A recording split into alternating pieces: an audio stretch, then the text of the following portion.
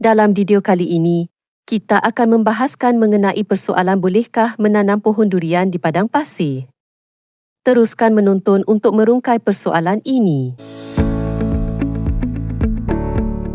Untuk menanam durian di padang pasir, kita perlu meniru persekitaran tropika yang menjadi habitat semula jadinya.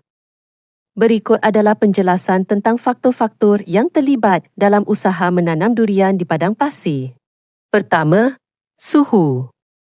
Pokok durian sangat sensitif terhadap perubahan suhu.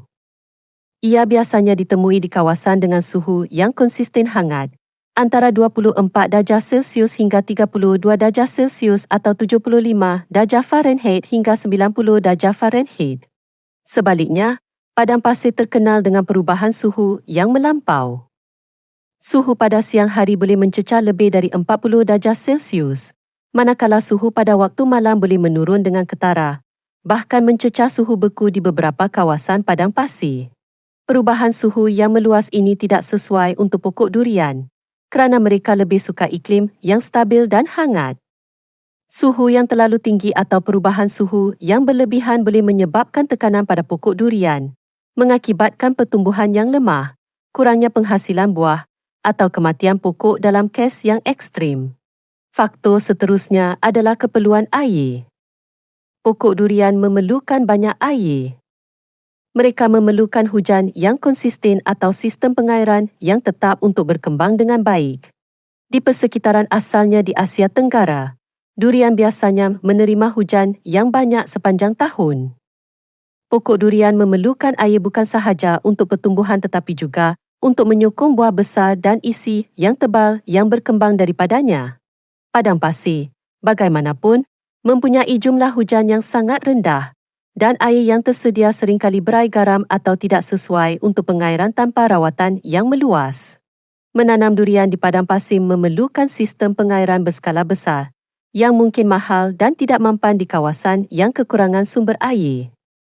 Selain itu, tanah padang pasir biasanya berpasir dan kekurangan nutrien serta kapasiti untuk mengekalkan kelembapan yang diperlukan untuk menyokong pokok tersebut.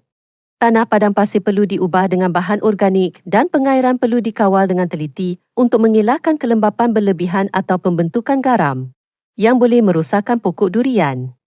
3. Kelembapan. Pokok durian memerlukan tahap kelembapan yang tinggi, biasanya sekitar 70 hingga 80% atau lebih, untuk berkembang dengan baik. Ini penting untuk pertumbuhannya, kerana ia mempengaruhi proses transpirasi dan membantu memastikan perkembangan buah yang sihat.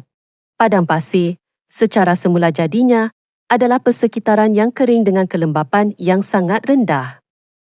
Udara yang kering ini boleh menyebabkan tekanan pada pokok durian, kerana ia mengganggu kemampuan tumbuhan untuk mengekalkan air, yang boleh menyebabkan dehidrasi atau masalah pertumbuhan lain. Kelembapan rendah juga akan mempersukarkan pokok durian untuk menghasilkan buah yang besar dan berdaging seperti yang mereka lakukan di persekitaran tropika, kerana pokok durian bergantung pada persekitaran yang lembap untuk membantu menyokong pertumbuhan cepat dan pengambilan nutrien. 4. Keadaan tanah. Pokok durian lebih suka tanah yang mudah mengalirkan air, sedikit berasid dan kaya dengan bahan organik. Di padang pasir, tanahnya biasanya berpasir atau berbatu, kekurangan bahan organik dan nutrien yang diperlukan oleh pokok durian untuk berkembang dengan baik. Untuk menanam durian di padang pasir, tanah tersebut perlu diperkaya dan diperkaya dengan kompos atau baja organik. Selain itu, tanah padang pasir cenderung kering dengan cepat, dan sementara akar durian memerlukan saliran yang baik, mereka juga memerlukan kelembapan yang berterusan, iaitu sesuatu yang sukar dicapai tanpa pengairan yang kerap dan pengurusan tanah yang teliti. 5. Perosak dan penyakit. Iklim tropika menyokong pelbagai jenis perosak dan penyakit yang perlu ditangani oleh pokok durian.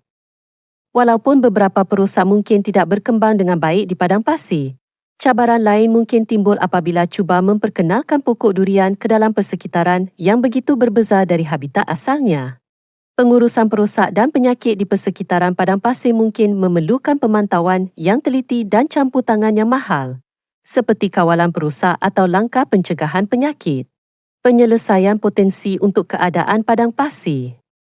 Walaupun menanam durian di padang pasir dalam keadaan semula jadi adalah tidak mungkin, ia mungkin boleh dilakukan dengan campur tangan teknologi. Rumah kaca. Mewujudkan persekitaran terkawal dengan rumah kaca boleh membantu mengawal suhu, kelembapan dan tahap air. Rumah kaca boleh mengekalkan iklim yang stabil dan tropikal, melindungi pokok dari suhu panas atau sejuk yang melampau dan membolehkan pengairan yang konsisten. Walau bagaimanapun, pembinaan dan penyelenggaraan rumah kaca dalam skala besar adalah mahal dan mungkin tidak mampan dalam jangka masa panjang, terutamanya di kawasan padang pasir di mana air adalah terhad. Sistem hidroponik atau aquaponik. Di kawasan padang pasir, sistem hidroponik atau aquaponik mungkin boleh digunakan untuk menanam durian.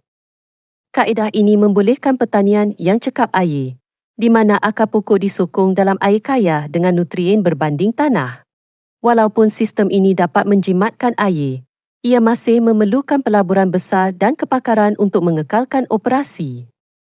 Pengubahsuaian tanah. Mengubah suai tanah padang pasir dengan bahan organik atau membuat katil tanaman yang dibangkitkan mungkin dapat membantu, tetapi ini hanya akan menyelesaikan sebahagian daripada masalah.